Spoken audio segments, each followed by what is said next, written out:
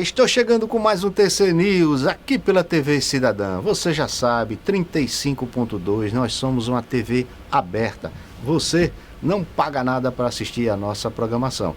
Quer assistir a gente em qualquer lugar do mundo, onde quer que você esteja, é aqui nesse link aqui, é o nosso streaming que você assiste aonde você estiver. Lembrando, temos parceria com a TV Justiça de Brasília. Olha pessoal, a matéria que eu vou trazer agora é uma matéria que eu considero de utilidade pública, principalmente para quem mora em apartamento. No ano de 2024 tivemos uma sequência de incêndios em prédios aqui em Maceió. Então, essa matéria você vai aprender um pouco de como se prevenir em caso de incêndio. Vamos lá? Bárbara Tenório. Segundo o Corpo de Bombeiros Militar de Alagoas, mais de 2.200 casos de incêndio aconteceram em todo o estado no ano de 2024. Só em janeiro deste ano, mais de 70 ocorrências de incêndio aconteceram em edificações, um aumento expressivo de mais de 50% em comparação com o mesmo mês do ano passado. Esses números chamam atenção para uma série de cuidados que devemos ter para evitar esse tipo de ocorrência. Tentar sempre estar assessorado de equipamentos que sejam certificados. Depois, utilizá-los da finalidade correta. Não adianta você comprar, por exemplo, uma casa que seja dimensionada para um uso, uma finalidade, 5 ar-condicionados, 3, 2 ar-condicionados, e você comece a mudar todo o layout da casa e não pense num refazimento da parte de instalações elétricas. Tudo ele foi programado para uma finalidade, então isso também é um cuidado que deve ser feito. Na hora de viajar, algumas medidas de segurança também são fundamentais. Vai viajar, vai se ausentar de casa, nem que seja para um final de semana, até quando você vai para um shopping, por exemplo, vai passar algumas horas fora de casa, fechar todas as portas e janelas, porque você compartimenta o incêndio e dá tempo do bombeiro pronto a intervir. O primeiro ápice de curva de incêndio chega em torno de 5 minutos. Com 10 minutos o incêndio já está plenamente generalizado. Nossa, então, se você é muito rápido. Se você generaliza, se você compartimenta fechando portas e janelas, você limita o efeito de ventilação e propagação de incêndio. Os síndicos também podem ser importantes agentes de prevenção de incêndios nos prédios residenciais. Nesse condomínio específico, né, que a gente está nesse momento, aí eu estou fazendo todo o regulamento do que o Corpo Bombeiro ele exige hoje, né? Então eles fazem uma visita e fazem uma espécie de vistoria, né, para verificar itens. Exatamente. Aí eu, inclusive, foi preenchida uma documentação agora recentemente, passado para o Corpo Bombeiro e solicitando uma vistoria. Até porque os olhos do bombeiro, eles vão passar as informações adequadas para a gente fazer as devidas instalações que é recomendado pelo Corpo Bombeiro. No entanto, a síndica conta uma grande dificuldade desse trabalho preventivo. Um dos requisitos, né, que é obrigatório, inclusive é obrigatório, é a questão da brigada de incêndio, porque esse curso específico que o profissional faz, no caso assim, tanto os moradores devem participar, na verdade, e os funcionários. Geralmente os funcionários participam porque a gente orienta a participação deles, né? Até porque eles estão na linha de frente para a questão da segurança também do condomínio. Só que eu sinto uma resistência, eu acredito que muitos profissionais da mesma área sentem uma resistência por parte dos moradores de participar, né? E que é um fator muito importante, né? Porque os moradores, eles podem sofrer, né? Quando se tiver um sinistro no condomínio com uma situação de um princípio de incêndio. Casos de emergência como um incêndio exigem respostas rápidas e eficazes. Manter a calma e seguir um plano de ação bem definido é fundamental. Mas e se fosse com você? Já imaginou como agiria em uma situação dessas? Durante a conversa da nossa equipe com o Major Holanda, o perito trouxe diversas dicas do que fazer em casos como esses. Identificar a rota de fuga, a rota de saída, procurar se abaixar, né, por conta da fumaça que ela tende a subir, que foi outra dica que o senhor passou, seguindo as plaquinhas luminescentes que a gente já mostrou aqui, chegando na saída de emergência. nunca ir para o subsolo, né? Faltou essa também. Cheguei na saída de emergência. E aí estamos aqui nela. Perfeito. Então já reconheci onde é o local que eu preciso evacuar. Cheguei na saída de emergência, essa saída de emergência ela nem precisa de esforço para você virar a chave. Ela é uma saída de emergência pela quantidade de pessoas que habitam esse local, antipânico. Ela é com a barra antipânico. Depois no final eu vou abrir, porque ela tem um alarme, ela soando, é automatizado aqui. Mas assim, cheguei no local, vou até me encostar, ela já abre. Uma vez aberta, pode ser, se aqui está o nome, porta de corta-fogo, saída de emergência, aqui já é a rota final da evacuação. Provavelmente vai ser o local mais seguro de estar numa situação de incêndio. E aí eu vou abrir para vocês verem, vai alarmar, depois eu puxo só para parar, para ficar mais fácil. Mas aqui, numa situação de emergência, eu não vou estar vindo aqui correndo de em pé, provavelmente, pela capa térmica. Abaixado. Eu vou estar provavelmente ou assim, ou realmente eu vou estar me agachando, tentando um local de apoio, porque a fumaça vai estar tomando por completo. Se eu tiver algum pano úmido, se tiver a oportunidade de ir no banheiro, eu vou estar com pano, espreme e bota que vai ser mais um filtro, uma barreira de filtro. Perfeito. Cheguei aqui, me localizei, eu até com a cabeça me empurro e já vou apertando as duas e ela vai me dar uma evacuação. Só encostar para parar. Aqui, uma vez cheguei aqui, eu vou estar direto na escada.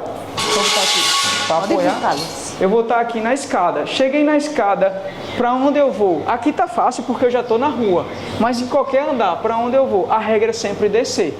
A regra é sempre seguir o fluxo sempre para o lado direito, porque vai ter bombeiro subindo pelo lado oposto. Legal isso, porque na hora do pânico não é para a gente descer por esse lado, sempre descendo por aqui e aqui procurar um local que ou foi previamente treinado ou o bombeiro vai indicar, que é a zona que a gente vai se encontrar, a zona de conferência, vai pegar uma lista, vai dizer, olha, quantas pessoas tinham naquela edificação, você se recorda que alguém está faltando?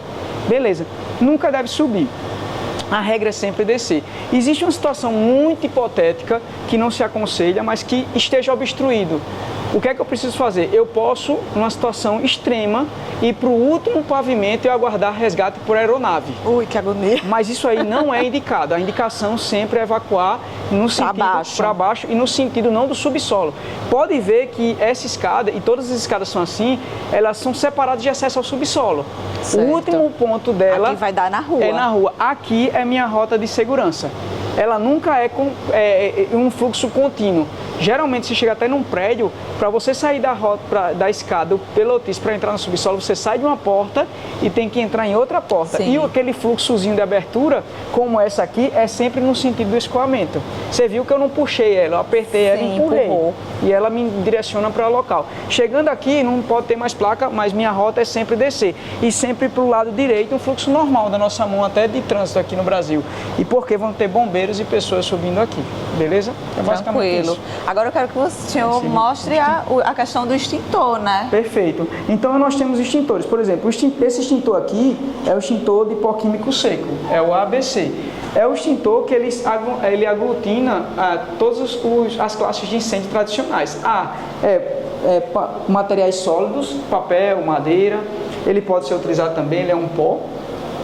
B, líquidos inflamáveis, seja álcool, gasolina, até gás, vazamento de gás, ele também. E o C são materiais elétricos energizados, tudo aquilo que está plugado numa fonte de energia ou tem uma energia própria, como uma bateria, um notebook. Se ele está carregado, ele é um C.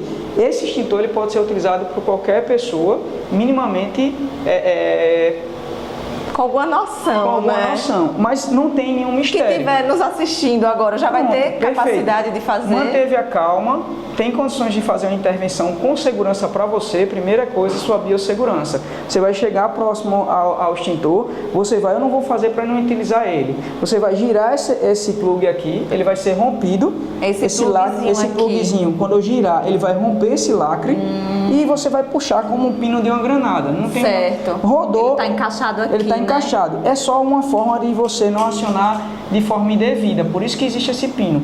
Rodou aqui, ele quebrou o lacre, você puxou. Você vai puxar a mangueira, direcionar para a base do fogo e dar jatos contínuos, não, de forma intermitente para você compreender. Né? Compreender. Contínuo, geralmente você às vezes se perde pela fumaça que é formada, porque ele é um pó. Então é interessante você estar a 1,5 metro da base do fogo e colocar.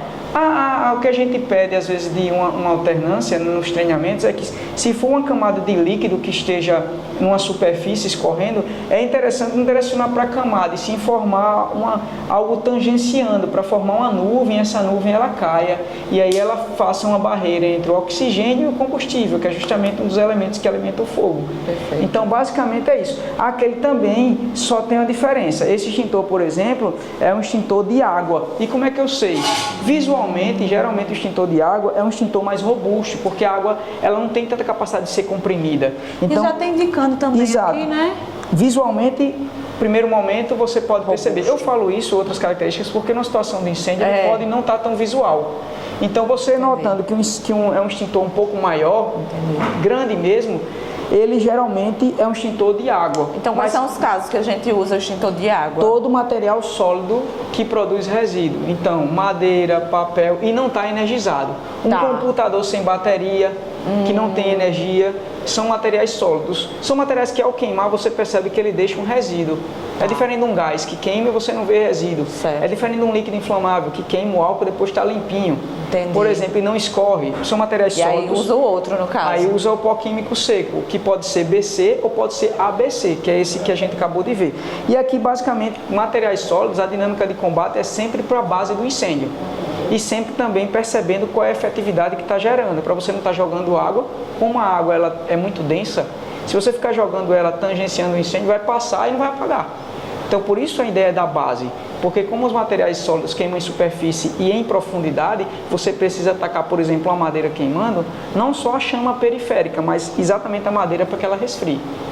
Então essa é a grande diferença. Então são os extintores mais ou menos que a gente tem na edificação, de água e de pó químico seco. Lembrando que isso é para princípio de incêndio. Certo. E lembrando, só faça isso se você tiver a biossegurança em primeiro lugar, a segurança da sua própria vida. O fogo se alastrou, não adianta, tem que ligar. Vamos reforçar aqui, 193, não é? Perfeito. Na dúvida, você não é capacitado, tem um fator limitante, qual seja ele, procura um local de escoamento, uma evacuação, uma saída de emergência, vá ligando para o 193, explica a situação, não volte para pegar nenhum objeto esquecido, não tente ajudar outras pessoas que ficaram, porque geralmente a vítima ela se potencializa, a história, as estatísticas já mostram isso, então não se volta para pegar nada, sem material adequado você vai ficar vulnerável.